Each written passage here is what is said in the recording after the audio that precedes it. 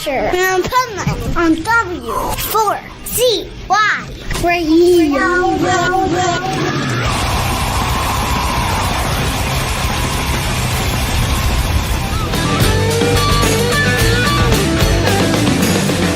Purple haze coming all around. Don't know if I'm rolling my fall down.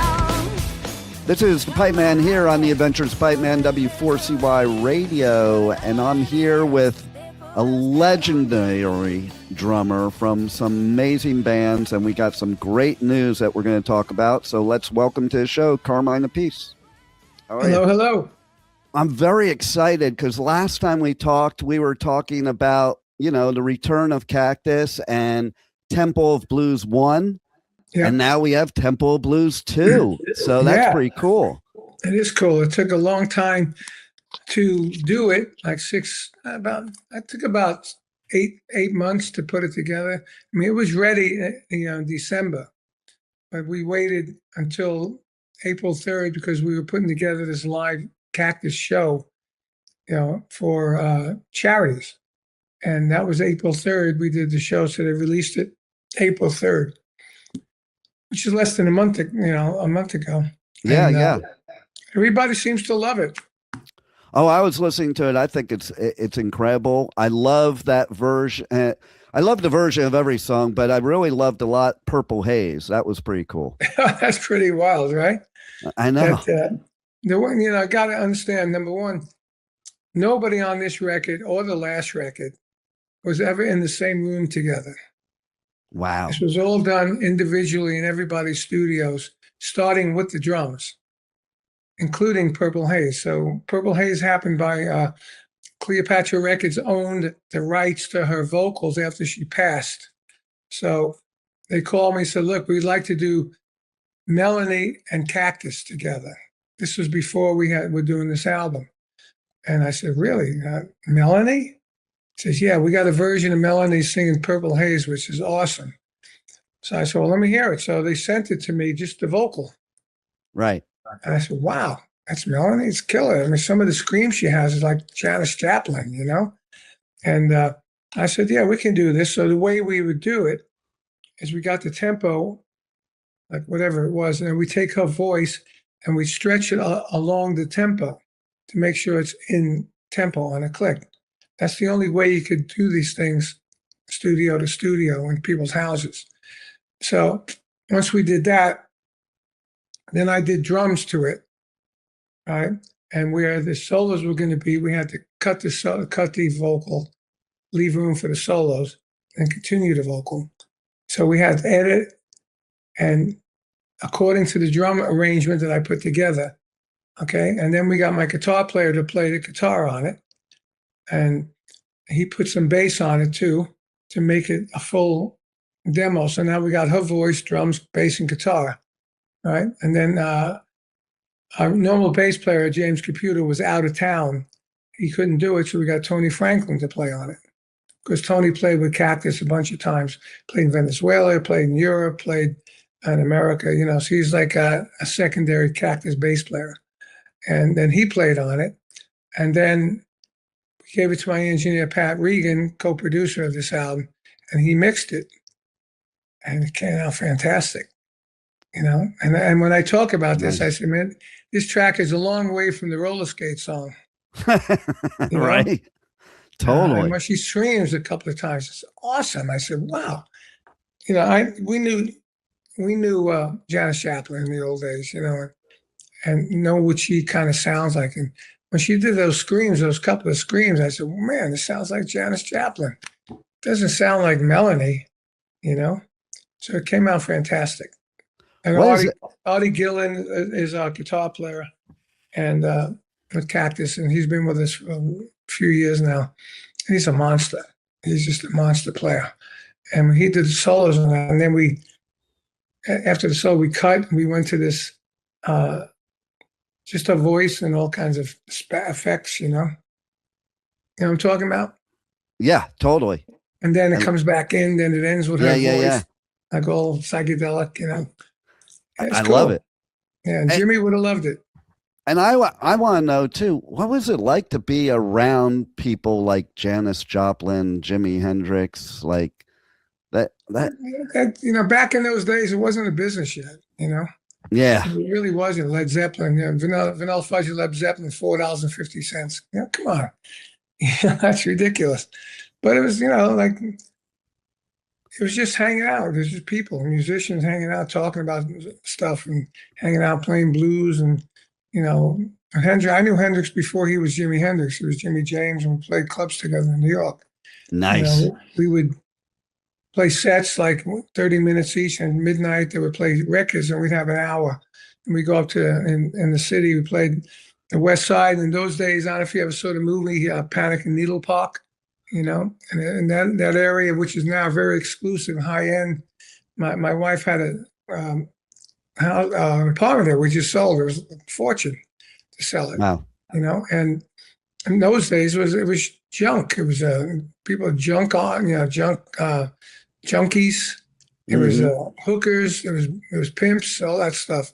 And we went over in the middle of the show. We had an hour off. We went up to some black prostitute's apartment, smoking some pot. And Jimmy would say, "Oh man, I got to make it. I want to make it out of here. I want to make it." For me, I didn't care if I made it. I want to make a living like my drum teacher. Had a nice, little house in Brooklyn. He had a drum room. He had a Cadillac. I said, "Hey, that's living," Right. And we played it together a lot. I think that gig we played was either 2 weeks or a month long.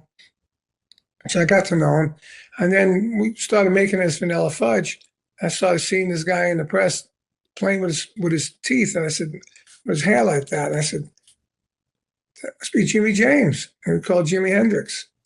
Next time I saw him was in London, and we reminded him of that day of smoking pot, talking about this. And he said, "Oh yeah, I remember that." He goes, "What are you doing here?" I said, "I play with Vanilla Fudge." And he goes, "Oh, I love the fudge." Nice. So it was like immediate. We got back together and we did a lot of gigs with him, and it was very timid, kind of soft-spoken, kind of like Prince, same Right. guy, very introverted, till he gets on stage, But he was a nice I think guy. that's a lot of people, right? A lot of musicians, people lot of think guitar they're like players. they think they're the most extroverted people out there, but they're only like that on stage. Yeah, it's like guitar players. Jeff Beck, same thing, introverted. John Sykes was not so introverted, but he was in between. He was like a normal guy. Jim McCarty was a normal guy. Different guitar players, but it was great. And the one jam with Janis Joplin, we had a Miami Pop Festival.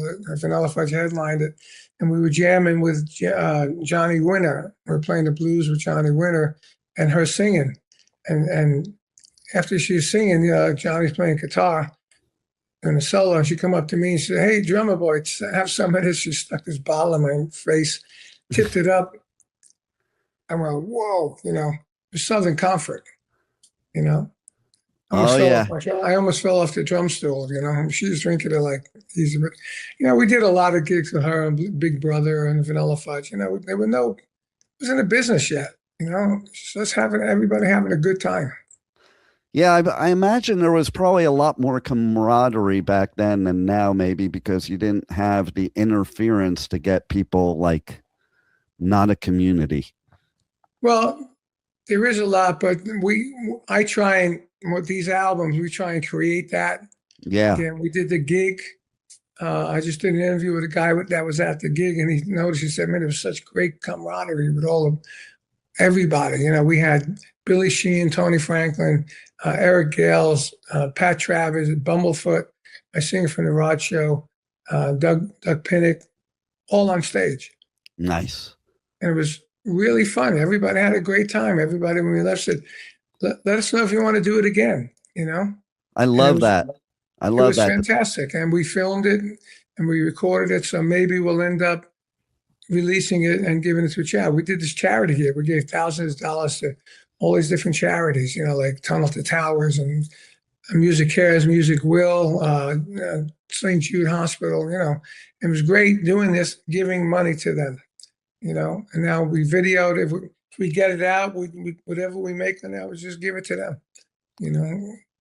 It's a great feeling to help people like that. Absolutely. And everybody felt it. I mean, we sat around. We did it at this Arcada Theater in St. Charles, where everybody's played there. And the owner, Ron, was a friend of mine. When me and Vinny were doing Hanging and Banging podcast, we had 85 episodes during COVID. Yeah. And Ron was our other host, as the three of us. So we became really close and all that. So, we played his venue many times. He's always done great with it. So he had a big dinner for everybody. It was like, I don't know how many people there was, like a lot of people. And I sat with Billy Sheehan and Doug Pinnick next to me. I was here, and who's over there? It was Eric Gale's over here and his wife. So it was like all five of us, and we had some amazing talking. That's great. About everybody's, when they grew up and what they did and how they did it, and it was amazing. And then everybody on the whole table was talking like that, and it was just great. There was no attitudes, no problems. It was fantastic. That's the way it should be. Yeah, you say, "Hey, Eric, we don't need you yet. Go, hold on for a minute." Okay, he goes sit down. It wasn't a way. What do you mean? You know what I'm saying? No attitudes. It was beautiful. They were beautiful. And when you first started, we had three bass players, and I said, "Billy, you play. Tony, you lay back on this one. James, you lay back. Then Tony, you play. Billy, you lay back. No attitudes. It's great." That's the way it should be. And when you first started Cactus, could you ever imagine that you would be putting out a new album in 2026? I didn't even imagine I'd be around in 226. Right. I mean, I'm living in my 80th year right now. It's amazing, right? I never thought either. I'm from the 80s, so I thought we were going to just all blow up, and I wasn't even going to make it past 20. Well, in the 60s were worse than the 80s. I mean, everybody was doing drugs. Yeah. LSD and uppers and downers. And well, was it true that Jimmy used to have LSD in his headband when he performed on stage? Jimi Hendrix, yeah. I never knew that. I never heard about that. That's something I've read before. I'm like, who knows if somebody just said it. Some of these things are created by these writers. Exactly. Like somebody just said, I saw something that said, Jimmy Page said it wasn't Led Zeppelin with the mud shock. It was Led Zeppelin's tour manager and Carmine Appice. It wasn't me, It was Led Zeppelin. It was John Bonham. It was our roadie, one of our roadies. John Bonham, Richard Cole, one of our roadies. And that's it, Well, nowadays, I had to leave. It was my room. I had to leave. It was so disgusting, But anyway, that's what I'm saying. These writers write things, and they don't even know what they're talking about. Well, nowadays, nobody even checks either. Like, right? You could post anything you want on social media, and people take the ball and run without even checking. Social media is such bullshit. All my people say, post it on social media. You got a new album, post it. I go, why? Nobody gives a fuck on social media. And my proof is I do things specifically. Like I put my grandson, I just had a new grandson, 1,000 comments. 1,000 comments. Okay. Then I'll put on Cactus playing here, blah, blah, blah. 2 comments. And then I'll put on, I'm thinking of changing my image, my photo, what do you think? 800-900 comments. 58,000 people viewed it. And then I'll put on, we're playing so-and-so, or an album's out, 2 comments. I said, that's all it's all about is bullshit, Yeah, you're not wrong. They don't want to hear about what you're doing in your career. They want to see what kind of bullshit you put up. You're not wrong. I go through it all the time, too. I'm dying. I stopped dyeing my hair from black and purple to what it looks like now. What do you think? Tons of comments. Whenever you say, what do you think? Yeah. Your thought. Tons of comments. Well, that's like with me. I had up until last year for a while, my trademark was my hair was blue. And everybody would show up on social media every time I was getting my hair done to see what color it would be next. That was the most important thing they were looking for. Exactly. Well, let me see. There's not much hair there, though. No, it's blonde. Oh, it is blonde. Oh, that's why it's blonde. Yeah, I'm getting a weird. yeah, thing around that's your head. because that's because I have that cool background behind me. Yeah, exactly. But it's like it's going weird colors. Blonde and blues on top of your head. Yeah, really weird. I can't tell where your head is almost. I know, right? And see, it's funny. At one point, my hair was the color of the vinyl on your album there. Right. So, Well, see, I had black and purple hair for years. Black and purple, and finally, like 4 years ago, my wife said, "Aren't you getting sick and tired of dyeing it? Because it's my a hair lot was of work, black, right? and then you had to dye it blonde, and then you had to put the color in. It takes 6-7 hours every time." I said, "You know what? Yeah, I am tired of it. So why don't you just let it go?" So my hairdresser let it go from the top down. She had purple in there. Purple got bigger and bigger, but this purple easily washes out. So by the time it covered my whole head, we just washed it out. Yeah. And I was silver. And my wife said, well, my hairstyle that I had, so you look like Maud from TV. I said, great, thank you. So she said, comb it back. So I combed it back. And I said, I don't like the fact it's all silver. So we started putting black streaks in it. So now I got the silver with black streaks. I'm going Saturday to put some black streaks back because as you can see from here back, it's grown that much, Yeah, and I'm with you, man. People love my hair. Now people love my hair. They say, "Oh, your hair is wonderful. It's beautiful. And I love the style. You look great. Blah, blah, blah. You look younger." I said, "Wow, great." So I don't mind. It's easy to take care of now. I just comb it back, put some gel in it. It's a lot of work the other way, right? Like the blue. Man. I used to go on tour and have to bring my own pillowcase and my own towel because I didn't want to ruin anybody's crap. Black pillowcase, black towels, right? Totally. Yeah. And then it's funny you said about the purple because last year I'm going to Welcome to Rockville in a few days to cover that festival. And last year at that festival, I met this hairstylist. She does like all the rock bands at the festival. So I had her do my hair while I was doing an interview of the band she was there with. And that's cool. Well, it's easier for you. You got blonde hair. Well, no, my hair is naturally it's naturally all really gray, but it's natural. It used to be naturally dark. So yes, I have to go like this color is more my color, so I have to go and I have to get it bleached and then put the blue on and get the whole process just like you described. So she did it, and I said, do whatever you want. I don't even care. I wasn't even paying attention. I was doing the interview, and she did black, blue, pink, and purple. Oh, my God. Yeah. I mean, the other day I saw a young girl we were talking about, for my rod show. We're still figuring out the merch because there's a lot more women. The only shirts we have for men is the Sex Police shirts and hats. That Rod we used to run around with that, and somebody had a woman, we go up to hallway Sex Police with a sex, and then when you heard that coming, if you had a woman, you tell her, be quiet. You don't want them to bust your room up, But I'm trying to figure out what colors, for women. So I said, maybe we should get a pink hoodie with the Rod logo on there. That might look cool. So my merch girl says, yeah, maybe go. So we walk into the service station. There's a young girl wearing a pink hoodie, streaks of pink in her hair, and blonde and blue. And it looks so cool. I told her, I said, wow, you look cool. She goes, your hair looked cool. She goes, thank you so much, But the pink hoodie looked great. So now we're testing at the Chicago show we're doing now next week. We go to 3 hoodies and medium, large, and extra large in pink with the zipper, nice. with the Rod the Show logo here, which is like a set of lips with a guy that looks like Rod with a mic holding like Rod would be. If you go to rodtheshow.com, you see what I'm talking about. Anyway, so it's pretty cool.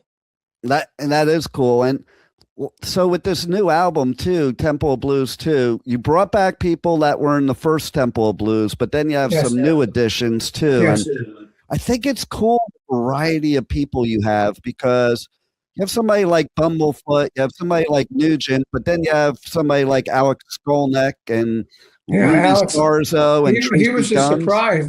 Rudy was on the last one, but Alex was the surprise one because I had his number. And I called him. I said, "Hey, dude, we're going to do this Cactus album. We did the one. I explained what it is.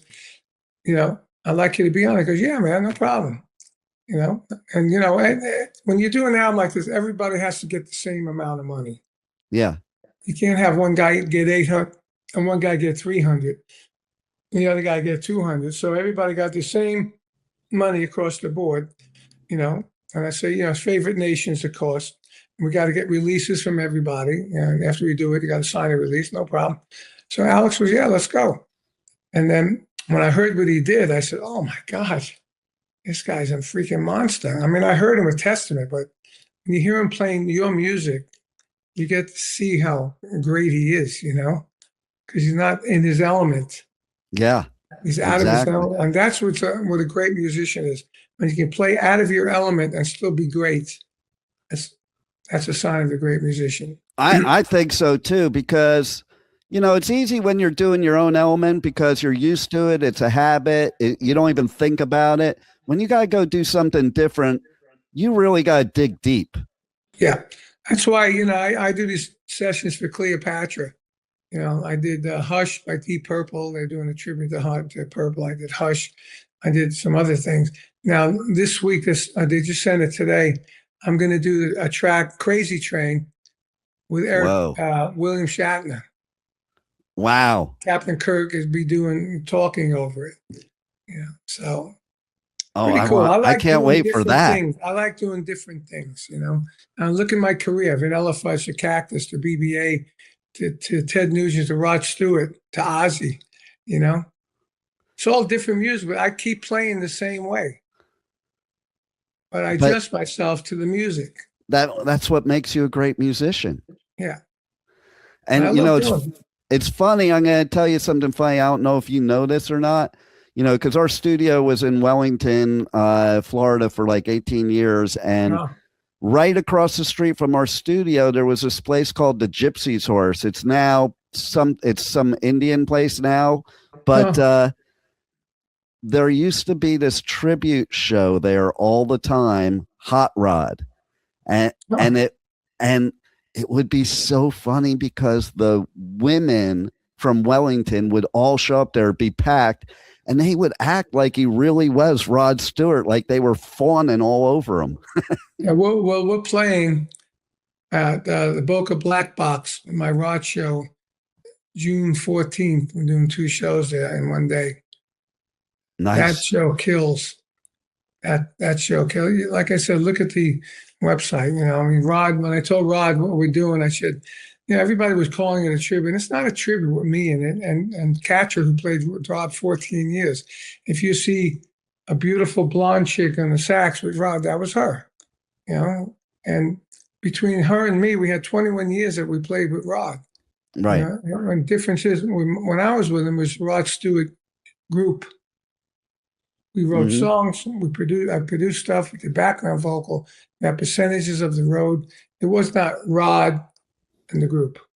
Right. So we were part of it. So I tell stories in the show. We have a background video. It starts with Rod, what he is, how he started, how I ended up in his band, and then she was in his band.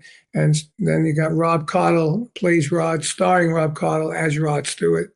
It's like a show, and it's all women. We played in the villages, the villages. Totally. Like 1,000, 1,200 people when we do the show. And they're probably freaking out at the villages. They probably love it. They love it. They love it. And we're going to video that show, I think, on June 14th. And then we drive down here and we come play at the Black Box, 2 shows there. So it's 300 people. We do like average over 500 people everywhere we go.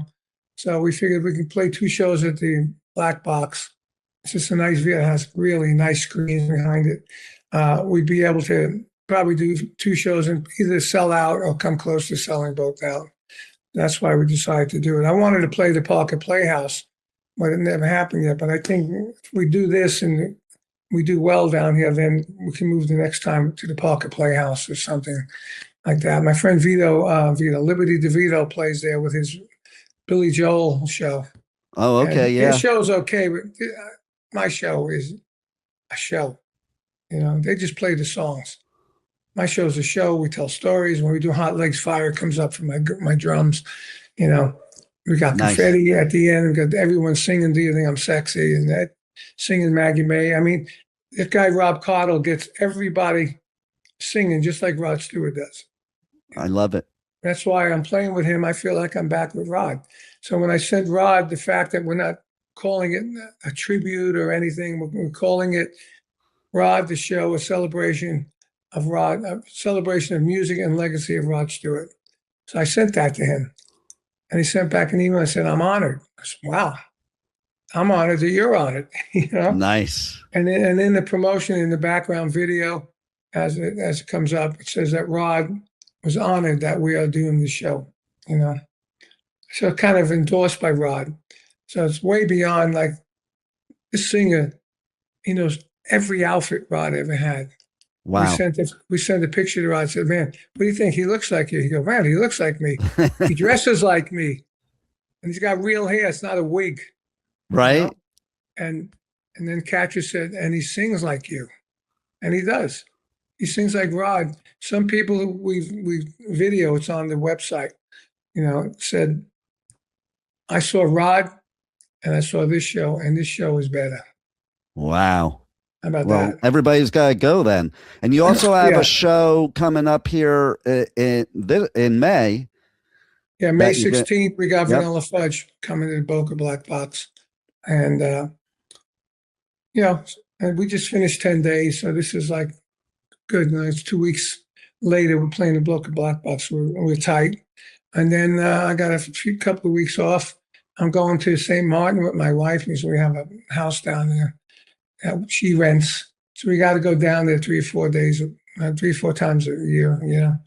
And people go, oh, that's great vacation. Yeah, it's not vacation. We go down there and fix stuff. And you know, instead of here, I usually face the other way with my computer, but I'm doing it this way so I have a background instead of a television, you know. Yeah. And basically, I sit there and look out at a canal and a lake. Down there, I do the same stuff looking out at an ocean. You know, exactly.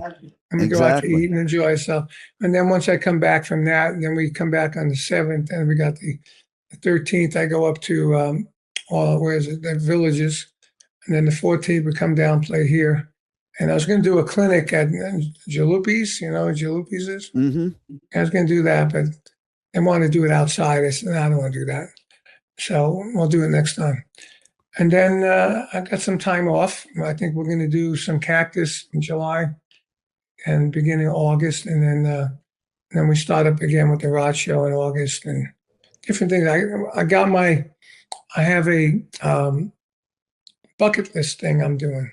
It's me playing with the Colorado Springs Symphony Orchestra, Philharmonic Orchestra, playing 4 Rod songs and telling some stories. I love it. How about that? That's like going to be so cool. We played with my Rod show. That would be fun. We did with my Rod show. We did an orchestra in California gig. And my friend's son, who's a musical genius, is at NYU doing all composing and all that now. And he was at 16. He wrote all the charts for a 50-piece orchestra, all the Rod Stewart songs that we did in the Palm Desert Symphony Orchestra with the Rod Show. And it was fantastic. But this one's just me. That's my bucket list. Just me. No band. Me. Let's make that happen. I think we need to make that happen. They got my friend that was the guy that funded the foundation that funded the Cactus show. He gave money to the symphony orchestra, and I've been talking to them about the Rod Show, and they said, "Look, we're doing a show called the Knights Show. The Knights meaning Paul McCartney knighted, Elton John knighted, Rod Stewart knighted, and I think somebody else. And they got 4 singers from Broadway are going to be singing it. So it's going to be like a stiff upper lip, you know. I can't play in a suit, you know. But I can't imagine playing drums in a suit. by the No, I way. used to do in the old days. If you look at the Ed Sullivan show, I'm playing with a red velvet jacket, and going Yeah, I crazy. can't even imagine that. It's tough enough with any clothes on. It's tough. It is tough. But yeah, so a lot of good things going on. I love it. And everybody's got to check out Temple of Blues 2. It's killer. I listened to the whole album and it is killer. I love it. I can't believe all these years later you're still putting out some great music and doing great shows. So thank you for giving me a lifetime of great music and everybody else too. Thank you. And well, thanks you know what? I refuse to do crappy music. If I'm going to do a record, it's going to be good. Any record I do, whether it sells or not, it's going to be great. There's stuff you probably never even heard of because the label never did that. It's that thing called a Peace Perdomo project. It's all instrumental with this guy, Fernando Perdomo, who's a really talented musician. He plays bass, guitar, piano, drums. And we did this instrumental album. And we got like Billy Sheehan on it and Bumblefoot and Derek Sherinian on it. And it's killer. We did 2 records. You probably never heard of any of them. I didn't. Yeah. And now I'm going to have to look for them. Check out this one song. It's called Drum City. Okay. Carmine Appice and Fernando. And what it is, I did some paintings with a friend of mine who is an artist. He does like children's looking art, So I did a bunch of artwork with him and we renamed them. So one of them is called Drum City, where I drew a city out of drums. And then he would colorize it, all these beautiful colors, pinks and purples and everything. So when we did the song Drum City, I named it Drum City, and we did the video. Like you got that background, the whole background was all my paintings. Wow. Drum City, we did like the Leaning Tower of Drumza, Drumhenged, That's brilliant. And they're beautiful colors. And I've sold some bunch. I've sold some stuff in stores in New York and everything. We did some of that. And one thing called Drumhead, which is a floor tom with a head in it, the eyes and the mustache, with all notes coming out of it. But it's beautiful. You can look it up, Carmine Appice, and Ed Heck artwork, So we did the Drum City video with me and him. And we animated it. Like I had little cars in the thing. And when the editor said, I can animate the cars for another $400, I said, do it. So you got the cars are animated. You got Drum City, Brooklyn and Manhattan. And you have a hi-hat is the bridge going over the Hudson. And you got, my partner's over there. I'm on top of a building somewhere. And my partner's walking across the bridge. The cars are moving. It's killer. But you never heard it. You're just you're an amazing artist all around, musician, artist, everything. I love it. And you definitely have impacted many lives. And I'm glad you're here. I'm glad you have new music. And thanks for being on the Adventures of Pipeman. Want to say something funny? Yeah. We met this girl that came to the gigs, a woman from Japan. She's got Carmine Appice on the menu. I don't know if you can see that. Can you see that? Oh, look at that. That's pretty cool. Right? So, like I said, please take a look at my restaurant menu. You look at, and drumming inspired my menu. I turn your ears into flavors. So, this is like heavy metal me, That's great. And then you got the menu, like this here is a mustache nan. It's like, must be like an Indian restaurant, That's wild. And she came to the gig wearing Guitar Zeus shirts. And here's another one called, what's this one called? Mustache HB Nan, inspired from Carmine Appice. You see that? It's unbelievable. So she flew in from Japan to see 2 Vanilla Fudge gigs. She did the VIP. First day she comes in with all this Carmine stuff on. She has a Guitar Zeus. She has a Carmine drum key. She has Carmine this, Carmine that, Boy, I get no money for it, but it's on the internet. And then the next day she comes with a fantastic Carmine t-shirt with all different pictures of me embroidered in one picture, and beautiful colors. And she had all this other stuff, and she has the menu. I said, wow, this is crazy, But that's what they do in Japan. Like there was a club, a nightclub, like a drinking club where they had bands called BBA from my Beck Bogan Appice.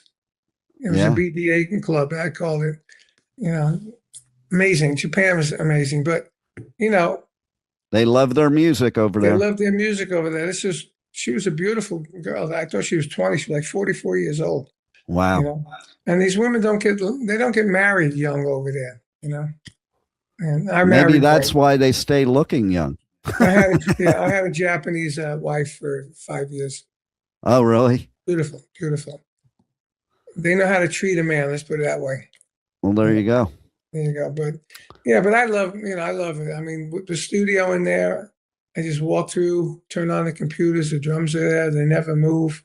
The humidity's the same, the AC is the same, they sound the same. I can record something today, go in next week and fix it. Doesn't change sound. Nice. I engineer it myself now, and then I give the drums to my engineer, Pat Regan. He makes it sound fantastic. Well, the new album definitely sounds fantastic for sure. And thank you. And thanks a lot for being on the Adventures of Everybody go out Pipeman. and buy it so we can hit the charts again. There it is. Charts, okay? They can't listen to my show unless they go out and buy it. That's right. I agree. Cool, man. Thanks a lot. See you May 16th. Come down see the fudge. Definitely. Incarceration, America's rock, metal, and tattoo festival returns this summer with Limp Bizkit, Disturbed,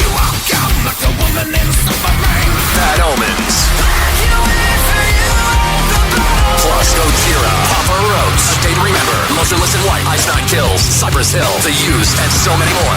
Incarceration at the Ohio State Reformatory, July 17th to 19th. Passes on sale now at incarceration.com. Aftershock, the West Coast's largest rock, metal, and punk festival, returns to Sacramento this October with My Chemical Romance, Tool, Limp Bizkit, Pierce the Veil, plus Suicide Boys, Queens of the Stone Age, The Offspring, A Day to Remember, Wu-Tang Clan, and more. Aftershock, October 1st through 4th. Passes are on sale now, starting at only $1 down at AftershockFestival.com. Louder Than Life, North America's loudest rock and metal festival, returns to Louisville this September with My Chemical Romance, Iron Maiden, Tool, Limp Bizkit, plus Pantera, Pierce the Veil, Gojira, Papa Roach, and more. Nearly 200 bands across 7 stages. Louder Than Life at the Kentucky Expo Center, September 17th through 20th. Passes are on sale now, starting at only $1 down at louderthanlifefestival.com.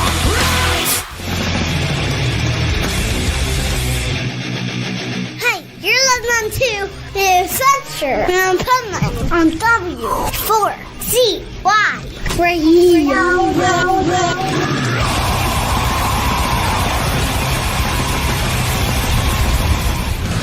To get to the cream of the crop is gonna take a move like O'Reilly. Patronize on and long, yet I'm still a hottie. This is the Pipeman here on the Adventures of Pipeman, W4CY Radio, and I'm very excited about my next guest because we go way, way, way, way, way, way back. And so I want to welcome to the show Phil Sandoval from Armored Saint. Hello, how's everyone doing? Thank you for having me. Oh, my pleasure. And I got to tell you, it's pretty cool. You got this new album out, and I totally relate to Emotion Factory Reset. And I read what you kind of said about it, and I loved it because I'm also a motivational speaker, and I'm a big believer of it's not what happens to you, it's what your attitude is towards it. Sure, it sure is. I listen to a lot of Stoic wisdom, Marcus Aurelius, Seneca, Epictetus, but it's helped me a lot actually this year. And I think choosing positive, choosing peace over chaos is really important and stuff. And happiness is something that you choose to have in your life. It's not something you just find, in a person or anything else. It's like you kind of have to work at it. Yeah. You know what I mean? And totally. And as we get older, I think it's important to live a fulfilling life, because the past is gone and the future, you don't have no idea what's going to happen, you know. And in Exactly. a way, Emotion Factory Reset, it's kind of like the world kind of needs a factory reset. It's Totally. kind of like with everything that's going on in the world, and that's kind of like what the meaning of that is for me, so that's what we're giving the world, is this plate of amazing music, and hopefully that can reset your mind to something more positive. I love it. And it's so true too. Sometimes it's funny because like I play video games and often thought a lot of times too, man, it would be nice if life sometimes was like a video game and you just hit the reset button when you screwed up on a level and you could just go start over. Right, exactly. And that's what we are able to do if we put our mind to it, and it's our attitude towards it.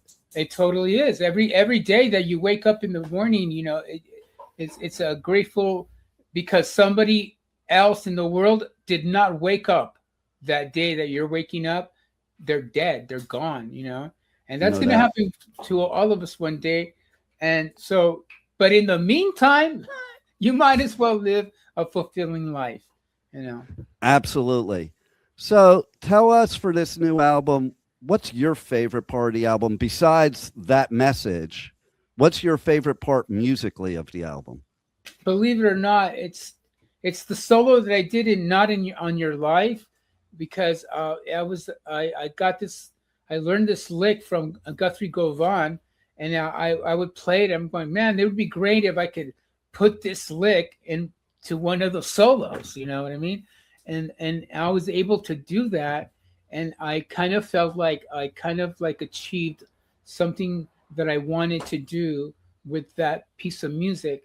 So that's one of the favorite parts of that. Of course, the two songs that I was able to get in there were Throw Caution to the Wind and Ladders and Slides, where my brother and I worked on.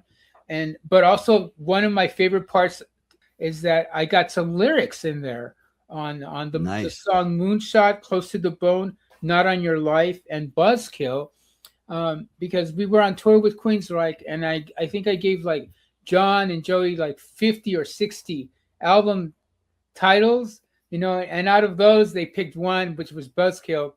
But in there, John told me, Phil, I'm open to getting some lyrics as well. And I went, oh, really? That he's never said that before. Wow. So, yeah. So I was able, he liked some of my lyrics, and he actually used them on the album.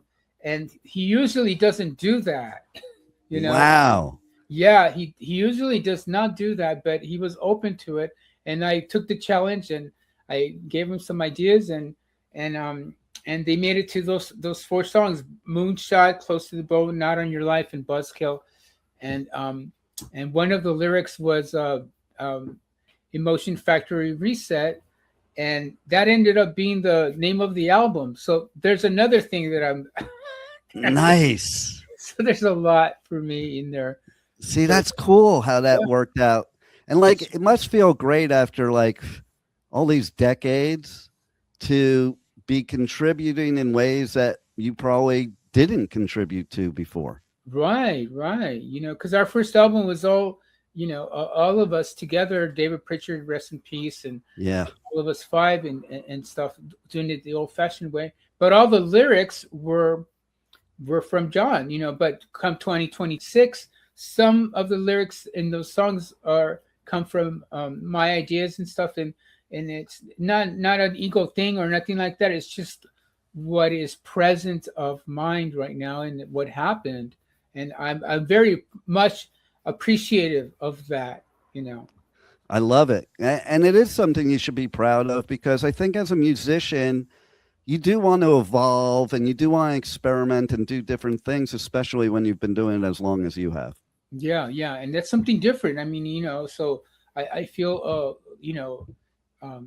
good as a musician and as a guitar player and stuff, that I was able to contribute more than just this good solo or a rhythm part and stuff, and it actually went above that. You know what I mean? Nice. Yeah.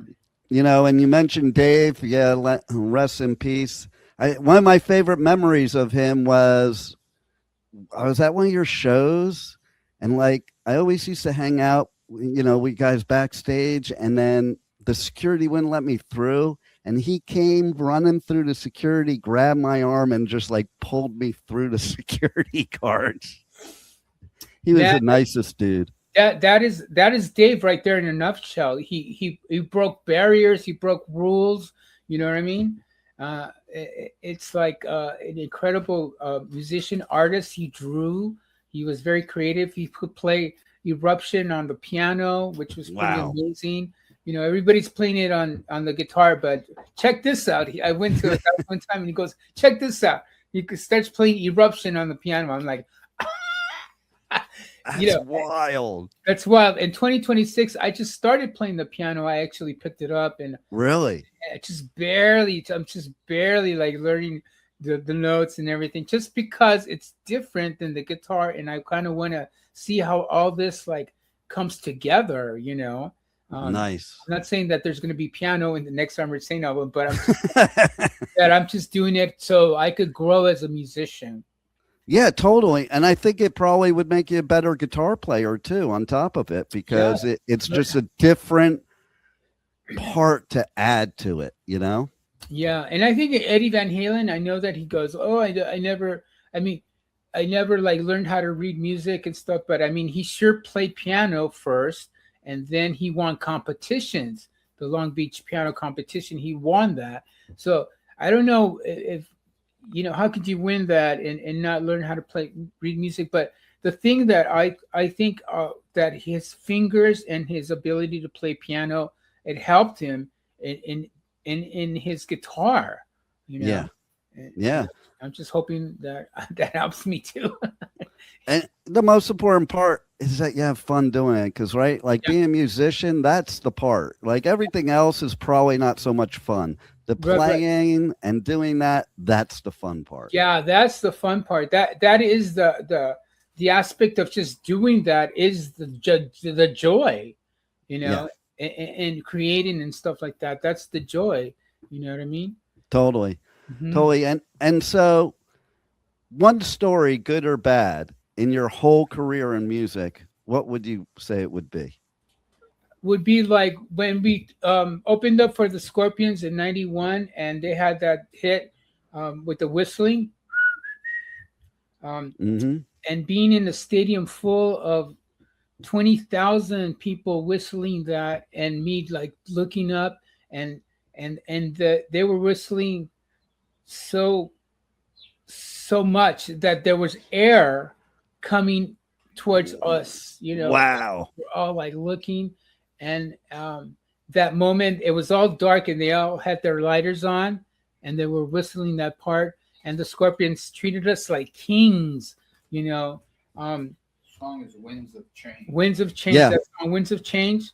That moment right there was where I felt just completely like out of spirit, like, you know. And I kind of got me a little emotional, because it was like a beautiful moment that I'll never forget. See, that's what I love to hear, stuff like that, because that's what makes it all worthwhile, doesn't it? Yeah. So tell us a little bit about what got you started in music, period. Like and who started first, you or Gonzo? Like who started, or did you do it at the same time when you were little kids? I think Gonzo did first. Gonzo was friends with John and Joey, but what started me was Jimmy Page and Ace Frehley. I remember in junior high school, Joey was playing the guitar. David Avila, rest in peace, was the local guitar hero, and John sang, and Gonzo played drums. And they did this thing in junior high school, and I was sitting there and I'm going, man, that's fucking cool. I want to be part of this, you know? And so I started kind of taking the guitar a little bit more serious. I think I was like 15.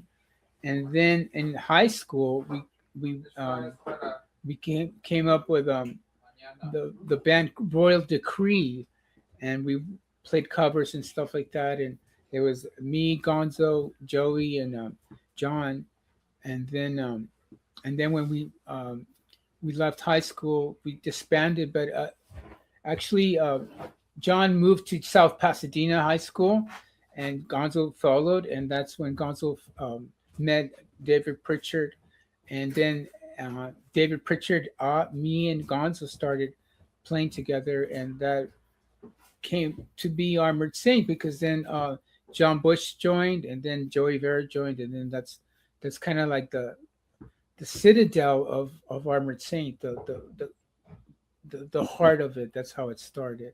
And here we are, 2026, brand new album. Yeah. That, like, I listened to the whole album, and man, it is not only really, really good 2026 metal, but it also brings me back to the 80s metal. It's like a combination of both. It's like if you took 80s Armored Saint and modernized it to 2026, that's this album.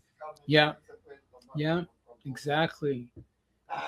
And like I have in the background here, there's a bunch of vinyls. So I love all the colors. So you got a bunch of cool packages that people can get for the new album when it drops. Yeah, it's awesome. Thank you.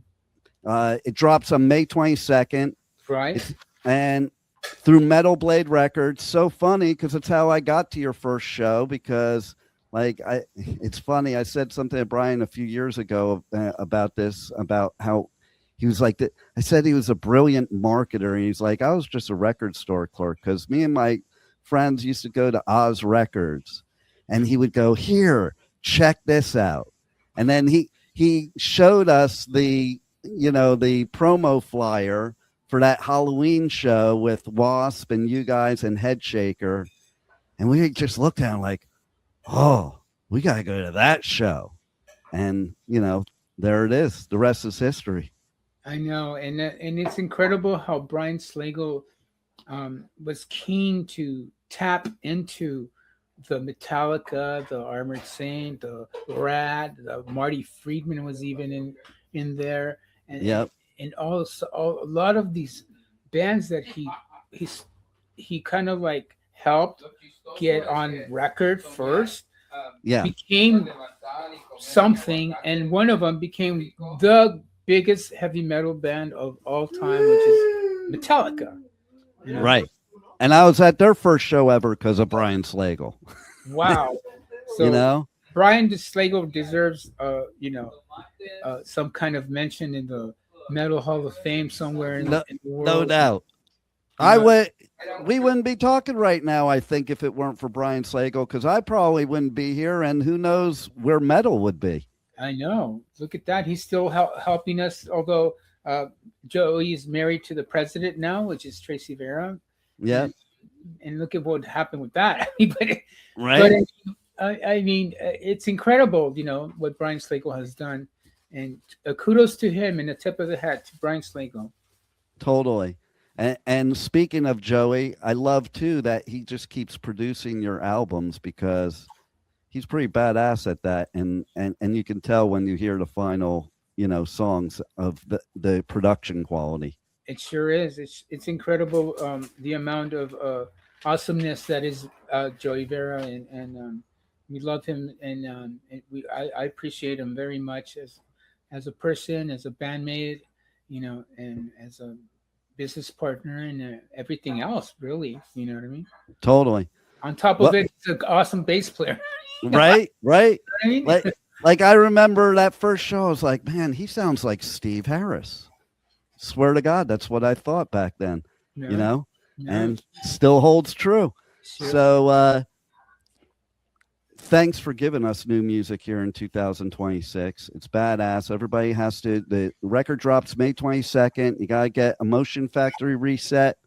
Man, it is killer, I'm telling you. And we appreciate you guys, you and everybody in Armored Saint. And thank you for giving us this great music and positive attitude for all these years. Thank you, the Pipeman. Thank you. And get your Emotion Factory Reset, and get yourself reset. Yes. Positivity. To get to Hello, this is Philip Sandoval from Armored Saint, and you're listening to The Pipeman on W4CY Radio. Yeah!